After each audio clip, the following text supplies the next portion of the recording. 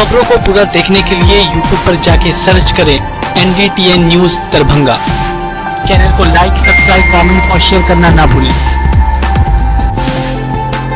Headlines के प्रायोजक हैं Delhi public school Kadrabad Darbhanga, CBSE से मान्यता प्राप्त विद्यालय, नर्सरी से 10 तक की बेहतर शिक्षा व्यवस्था। नामांकन सत्र प्रारंभ, जल्द संपर्क करें। यहाँ सहिता पब्लिक स्कूल रोहिलागंज कादराबाद दरभंगा। हमारे यहाँ बच्चों को दी जाती है अच्छी शिक्षा व्यवस्था, बच्चों को बनाया जाता है अनुशासित, अनुभवी शिक्षकों द्वारा शिक्षण व्यवस्था। नामांकन सत्र प्रारंभ, तो जल्द संपर्क करें।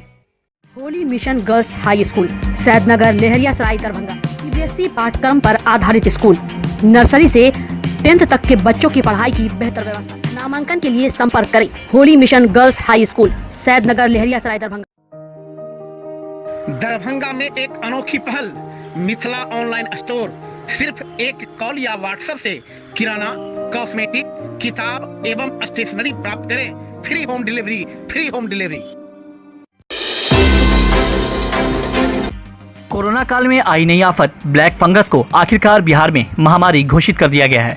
ब्लैक फंगस को महामारी घोषित किए जाने के बाद अब इसका इलाज भी पैंडेमिक के तहत किया जाएगा। सरकारी हॉस्पिटल को भारत सरकार के गाइडलाइन के अनुसार इस बीमारी का इलाज करने का आदेश दिया गया है।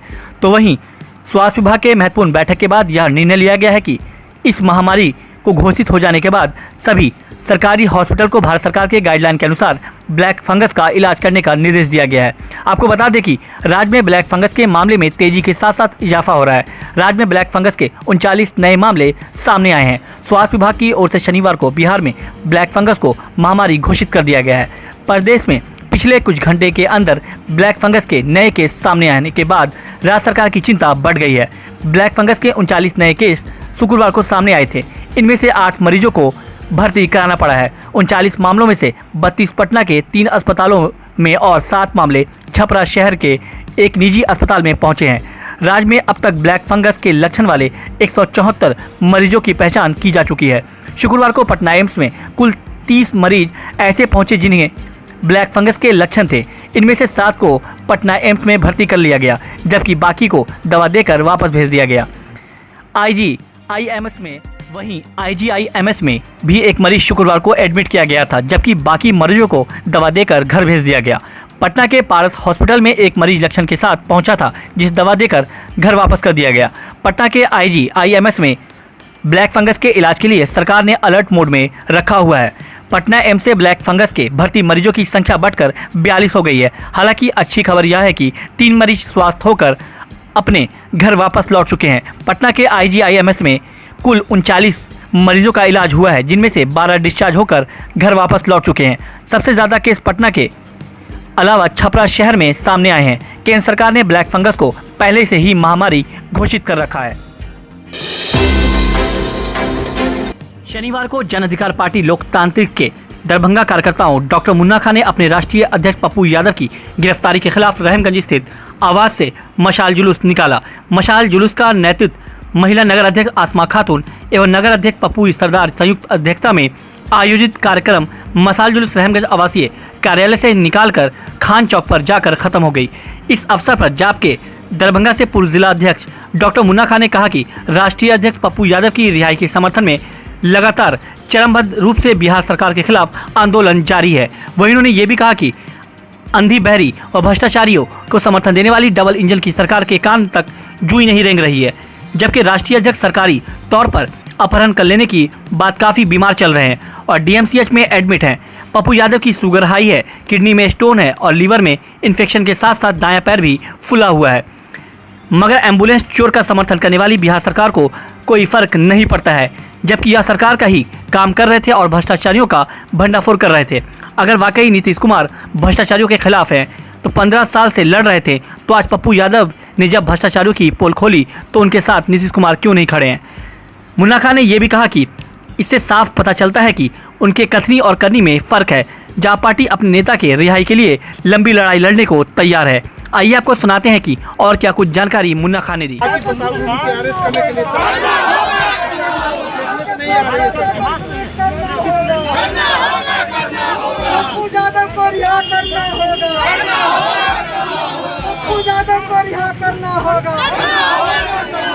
एम्बुलेंस चोर को गिरफ्तार करना होगा।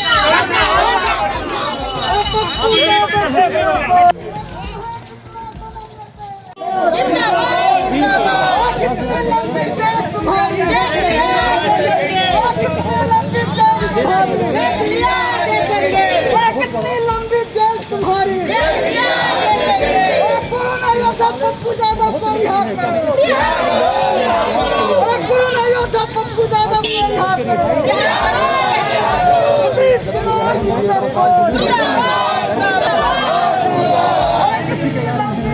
तुम्हारी पप्पू यादव को रिहा करो। कोरोना योद्धा पप्पू यादव को रिहा करो।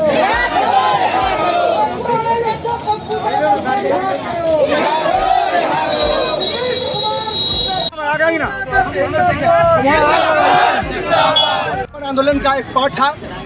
आज हम लोगों ने मसाल जुलूस निकाल के गंदी, बहरी, गुंगी, बहरी सरकार को ये चिताने की कोशिश किया है कि अगर के आपने सेवक पप्पू यादव को अविलंब रिहा नहीं किया तो जन अधिकार पार्टी लोकतांत्रिक जो है उग्र आंदोलन करने पे बात होगी और उसकी जिम्मेदारी सीधे तौर पर हमारे प्रदेश के मुखिया नीतीश कुमार पर होगी।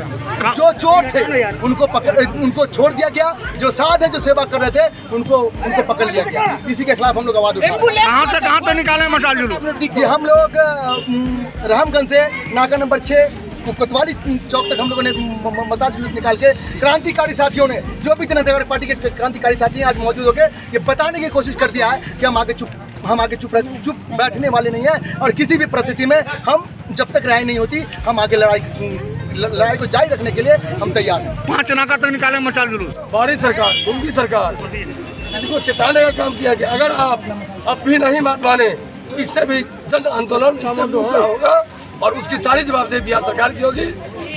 सेवक पप्पू यादव जी को अविलंब रिहा किया जाए। कोरोना योद्धा के रूप में पप्पू यादव जी अगर बाहर होते, कितने लोगों को अस्पताल में जाकर मदद पहुंचाया होता। आज पप्पू यादव जी होते तो किसी न किसी रूप में उस बेटी को भी न्याय मिल गया होता जिस बेटी की माँ को पारस हॉस्पिटल में मार दिया। इसलिए पप्पू यादव जी को रिहा करे, अन्यथा इससे भी ज्यादा उग्र आंदोलन जन अधिकार पार्टी दरभंगा करेगी। बिहार का स्वास्थ्य मंत्री मंगल श्री राजेश रंजन उर्फ पप्पू यादव जी को जो सच्चा काम करने वाला सेवक है, दवा, ऑक्सीजन पहुंचाने वाला, खाना पहुंचाने वाला आदमी को एक मतलब कैदी की तरह उसको कैद कर दिया गया है इस कोरोना काल में। और जो कैदी है, जो एम्बुलेंस चोर है, रोगी जी से मेरा विनती है कि आप लोग रोगी जी से मेरा खबर पहुंचा दीजिएगा। अगर उसमें दम हो तो विभा देवी से कॉन्फ्रेंस करें। क्या नाम हुआ? विभा देवी। शनिवार को गांधीनगर कटरिया मोहल्ला वासियों ने बैठक कर जल जमाव की होने वाली समस्या को लेकर आंदोलन करने की बात कही।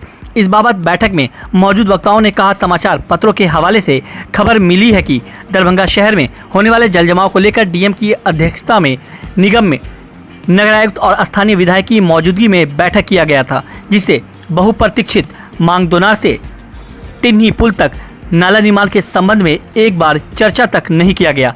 इससे साफ जाहिर होता है कि जिला प्रशासन, नगर निगम प्रशासन और स्थानीय प्रतिनिधि, पार्षद, विधायक, सांसद को हम लोगों का जरा भी चिंता नहीं है। थोड़ा सा बारिश होते ही दोनार गुमती से पूर्वी भाग में बसे इलाकों में जल जमाव की समस्या उत्पन्न हो जाती है। गांधीनगर कटरिया में तो यह समस्या पिछले 20 सालों से है, जिसके लिए कई बार आंदोलन भी किया गया, लेकिन नाला निर्माण कार्य कब संपन्न होगा ये कोई नहीं जानता।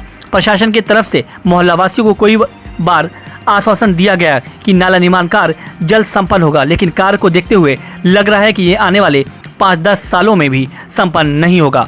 बताते चले कि बड़े बड़े प्रतिनिधियों के द्वारा इस नाला का 2-2 बार शिलान्यास किया जा चुका है। पिछले 10 सालों में अब तक 3 बार इस योजना का निविदा को बढ़ाया गया है। पहले यह योजना लगभग 5 करोड़ का था, फिर निविदा की राशि बढ़ाकर लगभग 8 करोड़ रुपया किया गया। अभी इस योजना की लागत लगभग 27 करोड़ हो गई है, लेकिन अब तक सिर्फ 30% काम ही संपन्न हो पाया है। वहीं बैठक में लोगों ने ये भी कहा कि जल्द से जल्द इस मामले की पर कार्रवाई नहीं की जाती है तो आने वाले समय में मोहल्लावासी एक बार फिर से सड़क पर उतरेंगे और पिछले बार से ज़्यादा संख्या में लोग इस बार के आंदोलन में शिरकत करेंगे, जिसकी पूर्ण जवाबदेही जिला प्रशासन, नगर प्रशासन और स्थानीय प्रतिनिधि की होगी। किन बातों को लेकर आज बैठक की है? पूरे गांधीनगर और आसपास के वासी हम लोग देखे हैं कि आज तक मैंने टिन्ही पुल से दोनार से टिन्ही पुल के नाला के निर्माण पर जो बंद पड़े 7 महीने से बंद पड़े नाला निर्माण पर आज तक कोई चर्चा नहीं हो रही। जिलाधिकारी महोदय की अध्यक्षता में नगर निगम और नगर विधायक सहित सारे आला अधिकारी बैठ और उसमें झूठ नगर निगम द्वारा प्रस्तुत किया गया टोटल झूठा रिपोर्ट को उन्होंने साबित किया कि अच्छा काम हुआ है। 90% नाले साफ कर दिए गए हैं ऐसा कि बताया गया, जबकि आप सही से घूमिए तो पूरे वार्ड कहीं भी आधे से ऊपर वार्ड में यहाँ कहीं कोई नाला सफाई नहीं हुआ। जहाँ नाला सफाई हुई है वो हल्का सा ऊपर का कागज पन्नी कुंभी हटा दिया गया और जल निकासी के लिए पूरा व्यवस्था के लिए सारी राशि जल निकासी का लूटने का ये व्यवस्था जिलाधिकारी के यहाँ जो बैठक हुई उसमें किया गया। क्या मांगे आप लोग? और दरभंगा और इस नाला के निर्माण के लिए जो ठेकेदार भागा हुआ है उस पर कोई कार्रवाई नहीं। इसका मतलब है कि बुडको और ठेकेदार ये दोनों की मिली भगत है। उसके साथ नगर निगम प्रशासन और जिला प्रशासन सारे मिले हुए हैं इस नाला को किसी तरह और इन्हांस करके एस्टीमेट बढ़ा के लूटपाट करें। इस पर कोई सरकार का ध्यान नहीं जा रहा है। इस नाला को बनाने में आज कोई जनप्रतिनिधि भी ध्यान नहीं दे रहा है। आप लोग क्या करेंगे इसके लिए? हम लोग तो कर रहे हैं कि भाई समाज में बैठेंगे और एक जैसा आंदोलन पिछले बार किए थे उसमें SDO से लेकर जिलाधिकारी ने आश्वासन दिया था, लेकिन आज तक वो पूरा हुआ नहीं। तो फिर से समय अनुकूल आने वाले समय में इससे भी ज़्यादा बड़ा आंदोलन करने का। क्या नाम हुआ आपका? प्रदीप गुप्ता। बैठे हुए हैं, क्या कार्यक्रम के लिए बैठे हुए हैं? देखिए, आज हम लोग बैठे हुए हैं यहाँ पर और एक मीटिंग किए हुए हैं। ये दुनार से टिन्ही पुल तक नाला निर्माण के संबंध में हम लोग आज बैठक किए हुए हैं। आज से 2 दिन पूर्व दरभंगा DM की अध्यक्षता में नगर निगम में एक बैठक किया गया जिसमें शहर के तमाम नालों का चर्चा किया गया। लेकिन दुनार से टिन्ही पुल तक नाला निर्माण जो बहुप्रतीक्षित मांग है वो पिछले 10 सालों से पेंडिंग काम को लेकर आज हम लोग यहाँ पर बैठे, जिसके बारे में उस बैठक में एक चर्चा तक नहीं किया गया। इससे साफ मालूम होता है कि प्रशासन को, यहाँ के जिला प्रशासन को, नगर निगम प्रशासन को और स्थानीय प्रतिनिधि को हम लोगों की कोई चिंता नहीं है। प्रत्येक वर्ष बारिश के समय में गांधीनगर कठरिया वासी पानी में डूबे हुए रहते हैं। गंदा पानी नाला के पानी में डूबे हुए रहते हैं। लोगों के घरों में पानी घुसा हुआ रहता है, सड़कों पर पानी होता है, लोग परेशान है, जनजीवन अस्त व्यस्त हो चुका है। बावजूद 20 सालों से हम लोगों को आज तक समाधान नहीं मिला। यहाँ के प्रतिनिधि आते हैं, वोट लेकर चले जाते हैं, उसके बाद यहाँ के लोगों की चिंता करना बंद कर देते हैं। उसी के संदर्भ में आज का बैठक रखा गया है। हम लोगों का एकमात्र उद्देश्य है जो दोनार से टिन्ही पुल तक नाला निर्माण जो कार्य रुका हुआ है पिछले 7 महीना से, उसको जल्द से जल्द पूरा किया जाए। अगर हमारी मांगों पर कार्रवाई नहीं होता है तो पिछली बार की तरह हम लोग एक बार फिर से सड़क पर उतरने को मजबूर हो गए। इसकी पूर्णतः जिम्मेवारी यहाँ के स्थानीय प्रतिनिधि, यहाँ के जिला प्रशासन और नगर निगम प्रशासन की होगी। अमन सक्सेना, गांधीनगर कठरिया। एक आप भी दे दीजिए।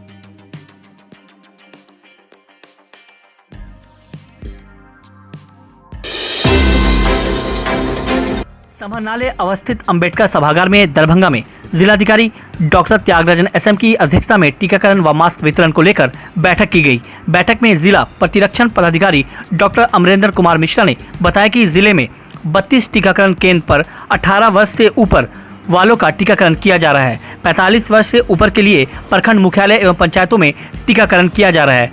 जिलाधिकारी ने सभी प्रखंड विकास पदाधिकारी को प्रतिदिन प्रभारी चिकित्सा पदाधिकारी के साथ बैठक कर 45 वर्ष से ऊपर वालों के टीकाकरण के लिए एक दिन पहले टीकाकरण स्थल चिन्हित करके संबंधित मुखिया एवं स्थानीय जनप्रतिनिधि से बात करके 45 वर्ष से ऊपर वालों का टीकाकरण कराने का निर्देश दिए। जिलाधिकारी ने सभी प्रखंड विकास पदाधिकारी को बाढ़ निरोधक एवं बाढ़ सहायता कार्य में लगाए जाने वाले कर्मियों का टीकाकरण मंगलवार तक पूर्ण करार देने का निर्देश दिया। समाहरणालय अवस्थित अंबेडकर सभागार में जिलाधिकारी डॉक्टर त्यागराजन SM की अध्यक्षता में बाढ़ पूर्व तैयारी को लेकर सभी अंचलाधिकारी के साथ ऑनलाइन बैठक की गई। बैठक में उन्होंने सभी अंचलाधिकारी को अपने अंचल में उपलब्ध निजी एवं सरकारी नाव का भौतिक सत्यापन करवा लेने का निर्देश दिया और किन पंचायतों में कहां नाव उपलब्ध है इसे सुनिश्चित कर लेने का निर्देश दिया गया। साथ ही साथ इसकी अंतिम सूची जिला को उपलब्ध कराने को भी कहा गया। उन्होंने कहा कि प्राय ऐसा भी देखा जाता है कि कागज पर नाव दिखला दिया जाता है, नाविक के साथ इकरारनामा भी हो जाता है, लेकिन बाढ़ के दौरान पता चलता है कि नाव नहीं है। इसकी पुनरावृत्ति यदि होगी तो संबंधित अंचलाधिकारी निलंबित किए जाएंगे। उन्होंने कहा कि निजी नाव के लिए सरकार पैसा देती है, इसलिए सभी निजी एवं सरकारी नावों पर 3 बातें अंकित रहनी चाहिए। पहला, सरकारी सेवा, दूसरा निःशुल्क एवं तीसरा भार क्षमता या अधिकतम सवारी की संख्या।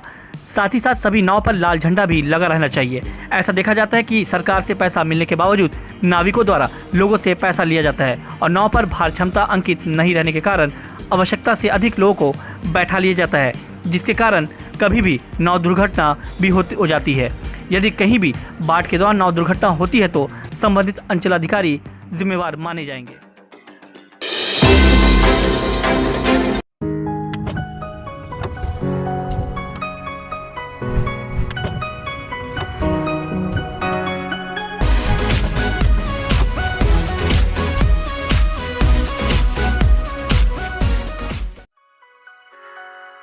दिल्ली पब्लिक स्कूल कादराबाद दरभंगा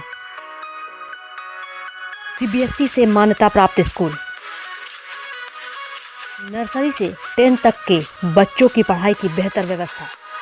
अनुभवी शिक्षक के मार्गदर्शन में दी जाती है बेहतर शिक्षा।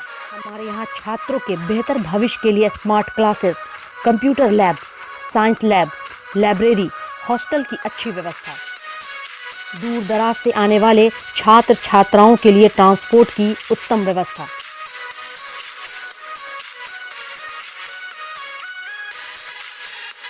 तो अभी नामांकन करवाएं। नामांकन सत्र प्रारंभ। नामांकन के लिए संपर्क करें Delhi public school Kadrabad Darbhanga. Holy mission girls high school Saidnagar Laheriasarai Darbhanga. CBSE पाठ्यक्रम पर आधारित स्कूल। नर्सरी से 10th तक के बच्चों की पढ़ाई की बेहतर व्यवस्था। वहीं 10th तक के बच्चों को अनुभवी शिक्षक के मार्गदर्शन में दी जाती है बेहतर शिक्षा। हमारे यहाँ छात्राओं के बेहतर भविष्य के लिए smart classes, computer lab, science lab, library की उत्तम व्यवस्था। छोटे बच्चों का खेल खेल में पढ़ाई के साथ रखा जाता है अच्छे से ख्याल। दूर दराज से आने के लिए छात्राओं के लिए ट्रांसपोर्ट की उत्तम व्यवस्था। तो अभी नामांकन करवाएं। नामांकन सत्र प्रारंभ। नामांकन के लिए संपर्क करें Holi mission girls high school Saidnagar Laheriasarai Darbhanga.